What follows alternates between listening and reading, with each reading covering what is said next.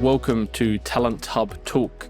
I am Ben Duncan, and this is a place where prominent and inspirational figures from both the local ANZ and global Salesforce Ohana share their stories.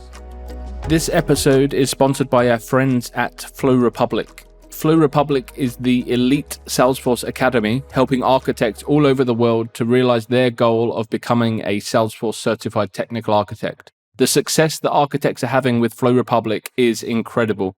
So if you are on your journey to CTA, then I highly recommend checking out flowrepublic.com to understand how they can help you.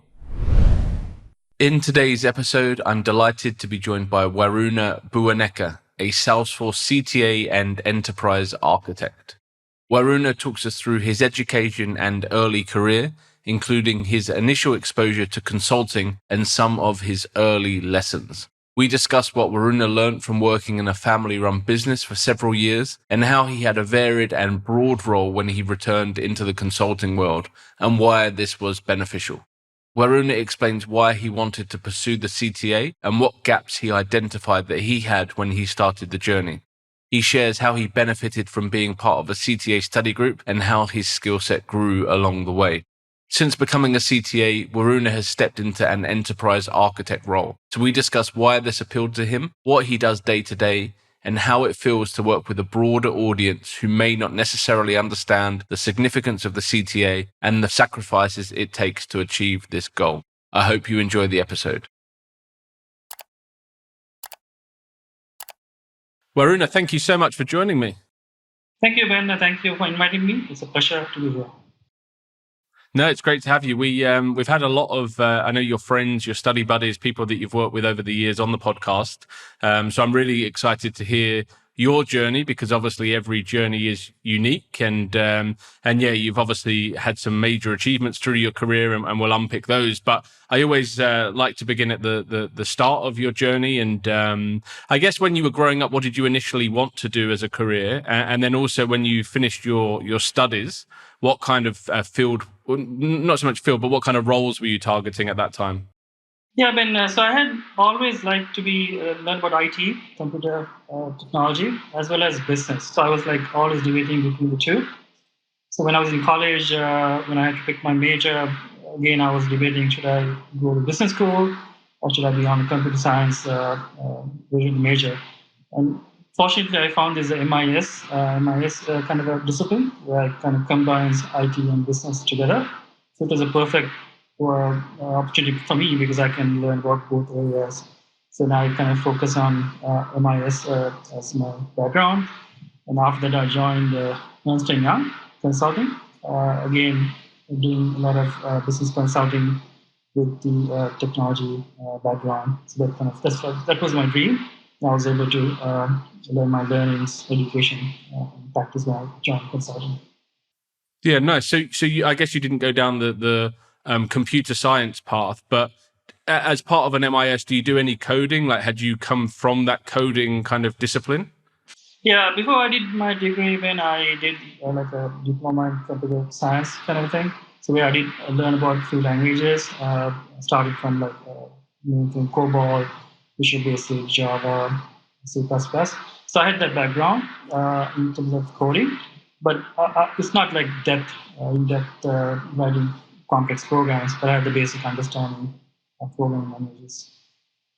So, and then when you joined Ernst & Young, it was more like business technology consulting, so combining your two passions. But what does that mean for someone that doesn't understand, I guess, the world of that kind of really like consulting broader than just implementation?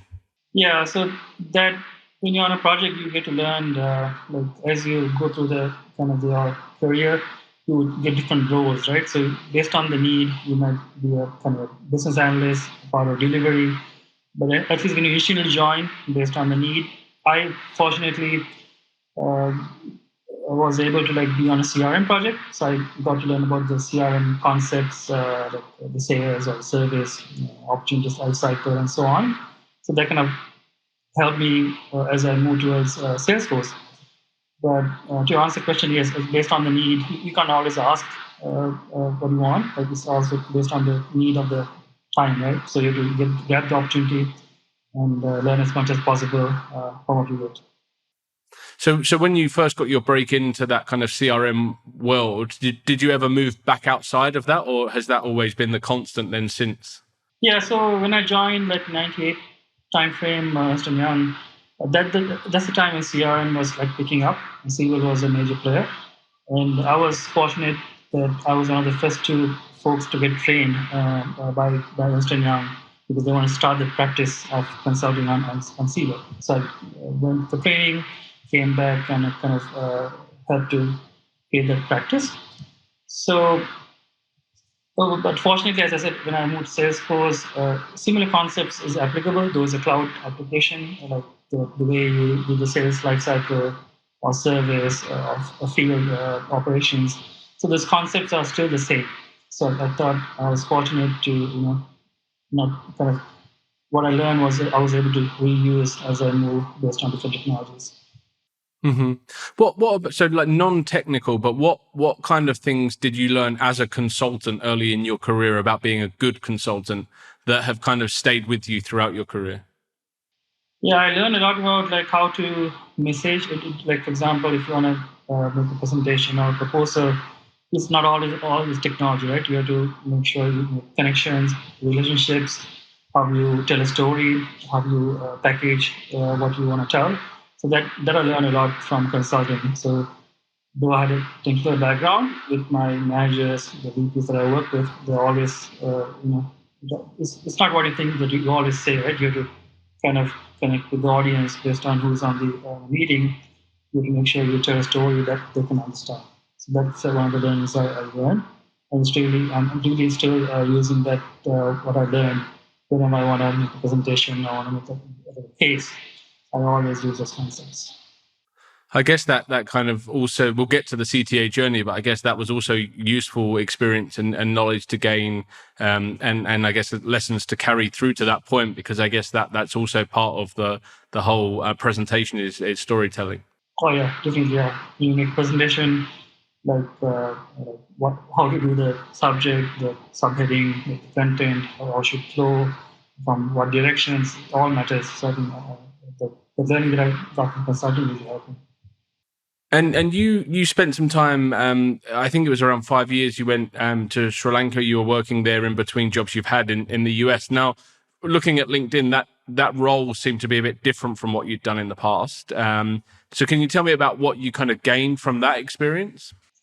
Yeah, Ben. So for some personal family reasons, I went to Sri Lanka, where I was born, and it was a family business that I was involved with. But I was still working on the business side and again on IT. So there we kind of build a field operation, like a field mobile lab. So during that time, so that really helped me to I work. I was able to like go with the field team to see how they use the app, get the feedback.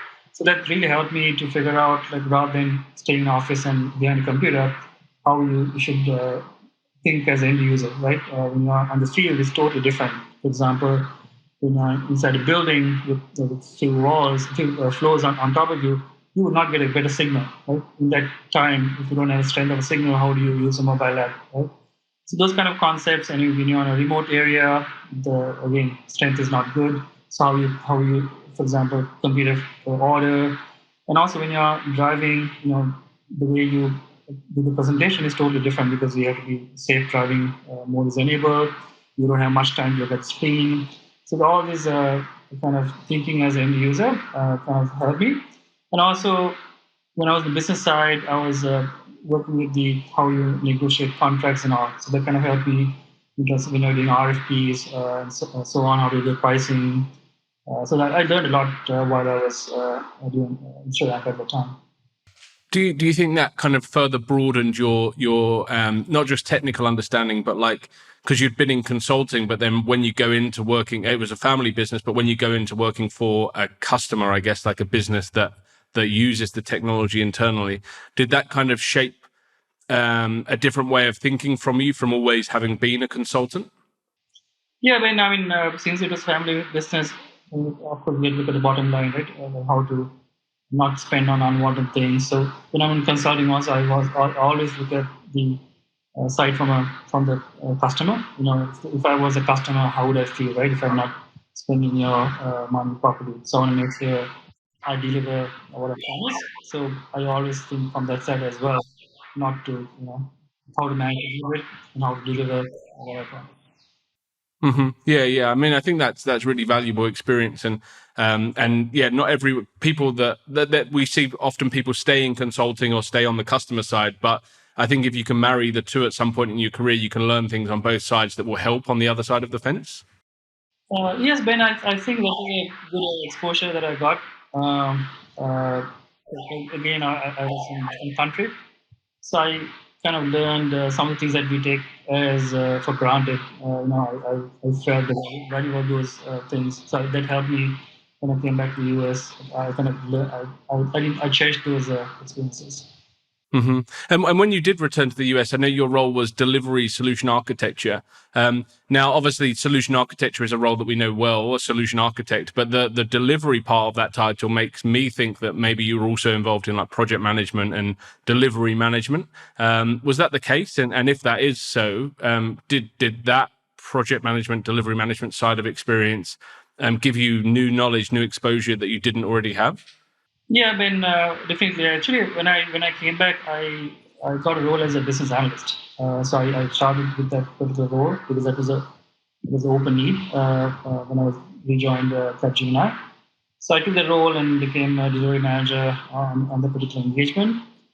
Uh, Definitely gave me a kind of overall delivery view of the project. Right, you're just not the Salesforce implementation, but the overall delivery, how things should be connected to, like in terms of integrations, how we can manage dependencies with other teams. So that role gave me definitely an advantage of learning how to manage a complex project end to end, and just not your Salesforce implementation. So when did you start performing the role of an architect? So before I went to Sri Lanka, I was in a big projects on financial institutions like banks and so on. So on those projects, first I on some projects I was the integration lead. So I was not the overall architect, but I was focused on integrations, or sometimes on the data side, on the data loading and so on. And so that helped me when I took architect roles, though I had different segments of roles, like, for example, sometimes head of development, head of integrations. So that gave me the broader, or let's say, in-depth focus on different areas. But I played the architect role on some of the projects when I was in CAP, Ben. So it was architect was not a full-time role on a lot of projects. So you might play the architect role, especially on the beginning of the project, or when you're doing the quality reviews to make sure the project is on track. While not doing it, you might play the role of a delivery manager, right? Because delivering the project based on what you promise. So I took the architect role based on project needs and different instances. What would you say over the years, all the different roles you've had, what would you say has been the most challenging? Well, I had a project where we did implementation in like three different countries, like the UK, Canada, and Asia. And the challenge was the way the product was used is very different. It was a sales team, but the way it was, their local rules, the way you would do the sales cycles was very different by country. So that was a very good experience for me to figure out. For example, you might do e-signature in Canada, it's very accepted. But when you go to like Hong Kong and those countries, e-signature they don't like. Sometimes they don't trust. That's the way the things operate. So you got to do a paper document or agreement to sign. So it was a challenge, but also a good learning opportunity to understand how on a global implementation how things could differentiate the way based on the culture or the way to do things.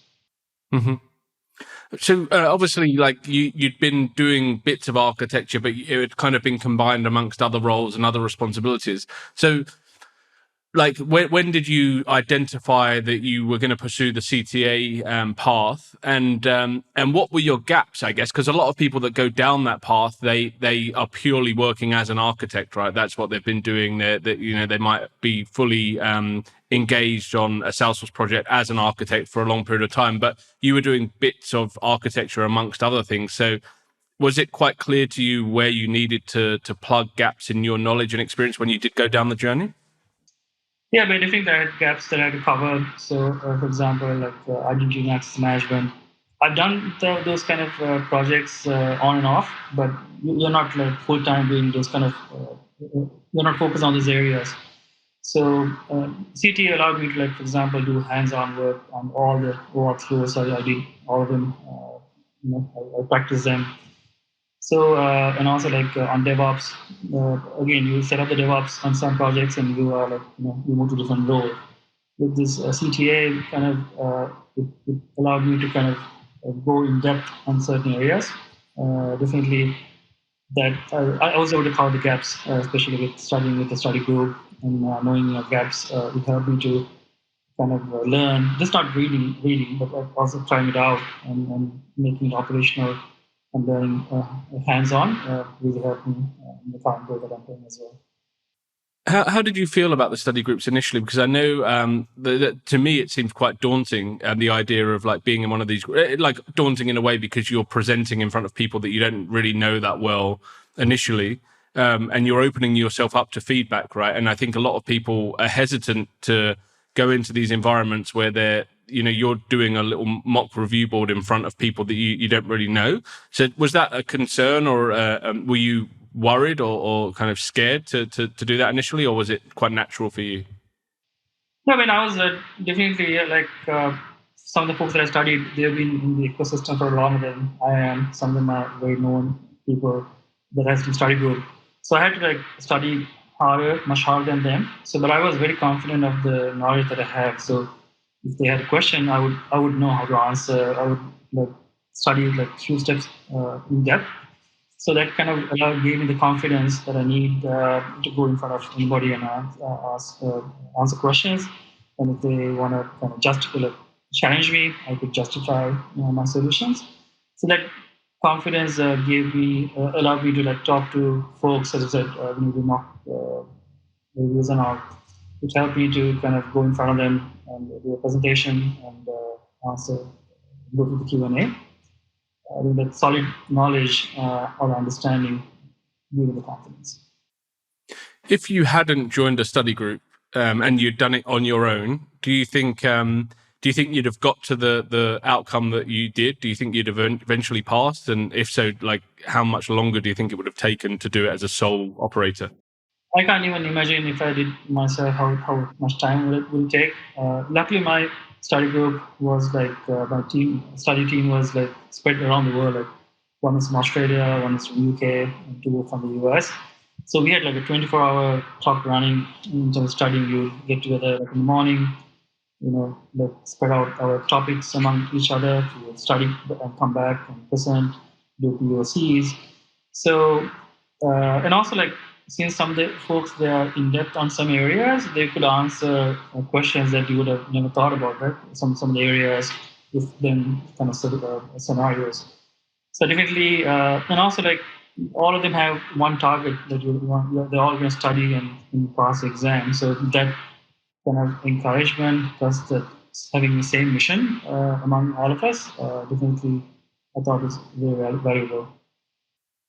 What was the actual for you the journey from, like, in terms of the moment you started to study for the CTA to passing? How did that kind of evolve?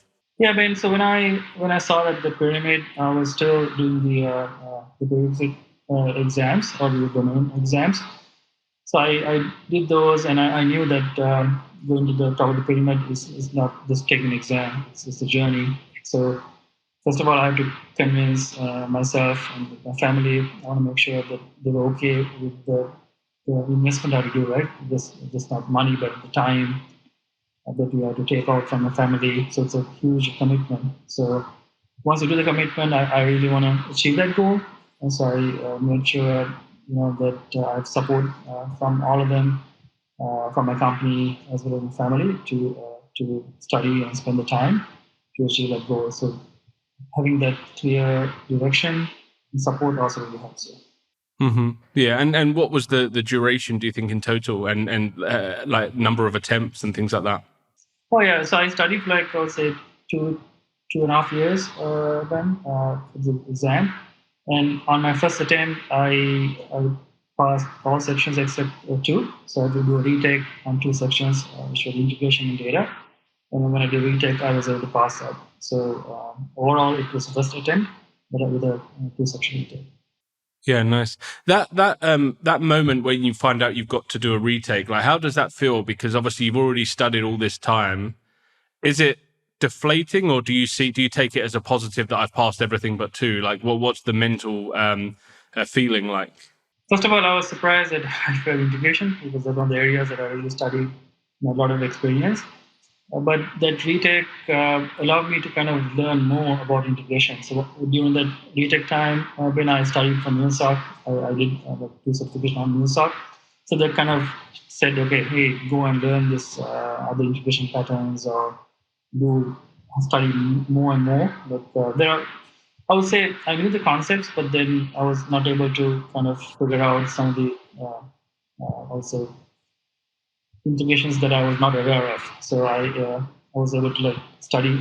That gave an opportunity to kind of do study in depth and also data. Right, I was able to with the retake. I was able to like kind of understand the data model, like go in depth of data model of Salesforce. So I thought it's a good opportunity. It kind of gave me a knock. Said, hey, go and study a bit more.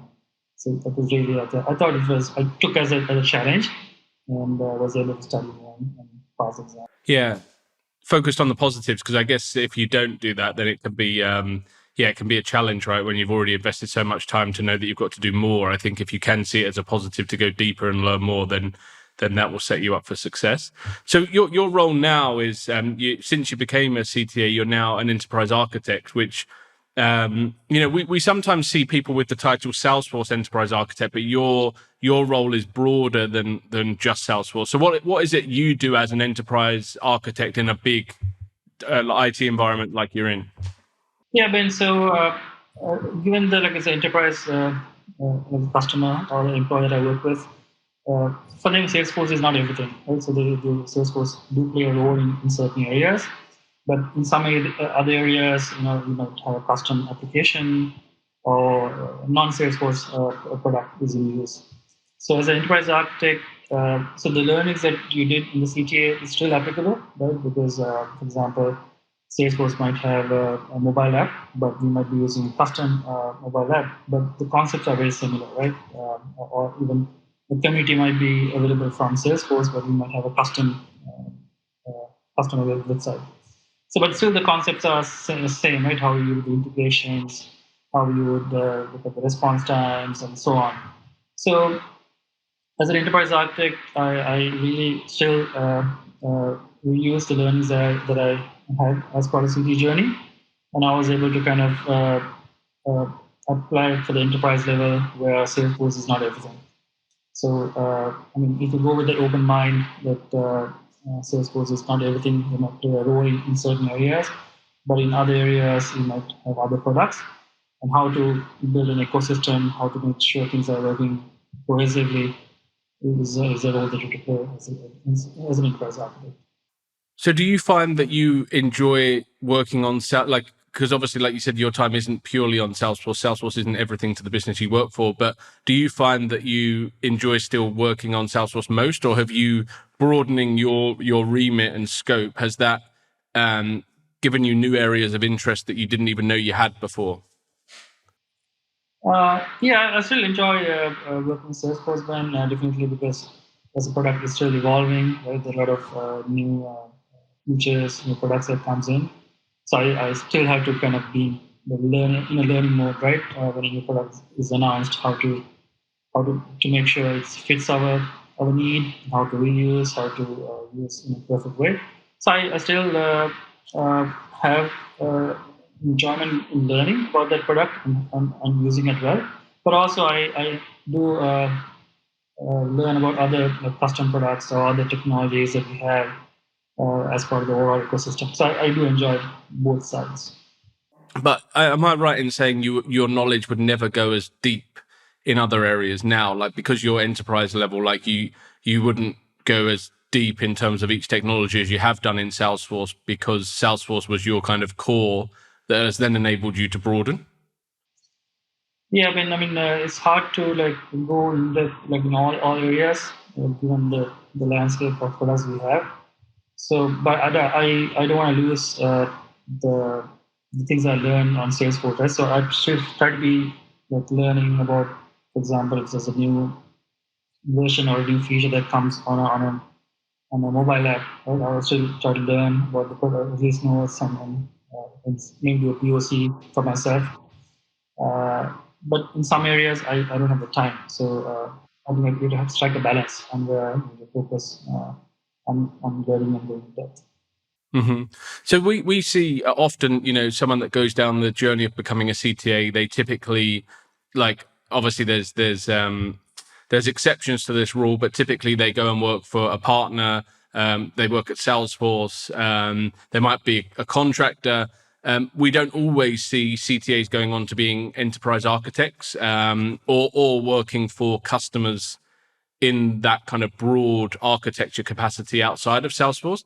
So do you think the CTA credential is actually more valuable to an end customer than they might realize? Also, Ben, I think it also some of the customers they might though CTA is very known in the Salesforce world, it might not be known outside of that ecosystem. Right? Sometimes you have to kind of educate themselves, so they might not know right off the bat. So sometimes, when you based on the contribution you make, then they would know the value that you bring. But it's not all the time where they would say, "Hey, it's a CTA. He knows what he's talking." That's not the reception you will get all the time, because it's not in the overall ecosystem. A few people might know about the commission. Yeah, which must be strange to you, like obviously having come from the Salesforce ecosystem where you have the credential, like you go into a meeting, everyone in the Salesforce world knows what a CTA has done and achieved to become a CTA. Was that strange at first when you when you might be having discussions with other architects and they might just you've just gone through 2.5 years of constant revision, studying, practice, mocks, everything to get to that point. Did it feel strange that maybe you sat at a table with people that don't appreciate it for what it is, or don't know about it, I guess? Yeah, when it was a kind of a shift of how you think. Really, it was a bit of it was shocking, but I had to accept that the reality as well. So, but it was not pleasing also. So what would you say to other architects that are like coming up now, like in terms of, often people see Salesforce as that's all they want to do. And obviously you need to know more than just Salesforce to be a CTA. You have to know broader and the topics outside of Salesforce and areas that you have to be strong on to pass the CTA. But often people just want to work on Salesforce projects. What would you say to people about broadening and going down that enterprise architecture route in the future to broaden their skill set and knowledge? Personally, when I really felt learning about other clouds like AWS and so on, how sometimes they are in advance in certain areas, and Salesforce plays very they are in advance in some areas. So I thought it's interesting to know how same concepts are being used by Salesforce and AWS and other cloud technologies. So I thought it was it's interesting to know other platforms. But you're right, Ben. There's sometimes Salesforce, you want to kind of focus on a particular area, let's say field service, and then be very good at it. I think it's a choice you have to make, right? You're going to go in depth in a particular area, or have a kind of a broad knowledge of other technologies as well. So I made the choice to. Do Do you think now, knowing more, having been exposed to other technologies, do you think it would make you a better Salesforce architect now than you were before you stepped into the enterprise architecture role? I think so. For example, I know some of the other technologies where they're good at, right? So if they're using Salesforce for the same thing, so I would know, for example, how to bring it in par with other features. I think, especially at an enterprise, even when you're doing a Salesforce project, I feel there are other technologies always playing a role. Like, for example, when you're doing integrations, you can always have different technology for ERP, HR, right? Or you might have a different technology on a mobile app or the customer website. So I thought, but as I said, when the learnings you had on the journey is still applicable, right? Those technologies different. The way you do DevOps is very similar across all products, right? So that kind of concept is really going to help you, help me as well. But having the broader knowledge also, I thought is very useful. Mm-hmm. Yeah, 100%. Well, thank you so much. I've enjoyed unpacking that and understanding what is kind of possible outside of the Salesforce world once you kind of get to that enterprise level. So if anyone has any questions or wants to reach out and pick your brains, where's the best place to find you? Yeah, I'm on LinkedIn. You can always message me on Twitter as well, but LinkedIn is, I think, would be a better way. Awesome. Well, thank you so much. Pleasure to have you as a guest. Thank you, Ben. Thank you very much for your time, and thank you for inviting me. Thank you. Thank you very much for listening. I hope you enjoyed the chat, and if you did, please make sure you have subscribed for future episodes that are coming through. I would also be very grateful if you would consider leaving a review on your chosen podcast platform, as 5-star reviews will help us to reach more trailblazers from across the world. I look forward to sharing another episode with you soon, and thanks again.